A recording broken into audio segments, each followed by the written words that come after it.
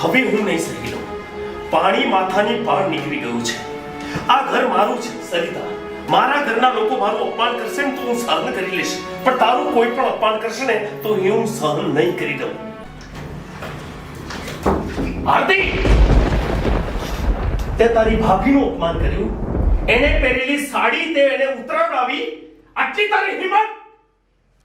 અરે આ સાડીઓ છે ને તું તારા બાપાના ઘરેથી નથી આવી. મોટા ભાઈ, તમે આરતી સાથે આવી રીતે વાત ના કરી શકો. અરે એની સાથે તો જેટલું અપમાન કરીને વાત કરું ને એ પણ ઓછું પડે.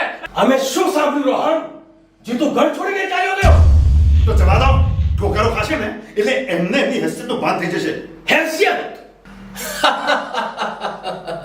તું તારા મોટા ભાઈને એની હેસિયત બતાવવા નીકળ્યો છે. બતાવી પડે. સમય આવે ને હેસિયત બતાવી પડે. હેસિયત?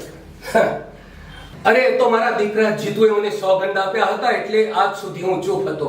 તારે જાણવું છે કે તારી હેસિયત શું છે? અરે તું તો એક ગટરનો ગંદો કીડો હતો. કીડો ફૂટપાથ ઉપર પડ્યો હતો. પણ મારો દીકરો જીતુ એને તારી દયા આવી અને તને ફૂટપાથ ઉપરથી ઉપાડીને ઘરમાં લાવ્યો.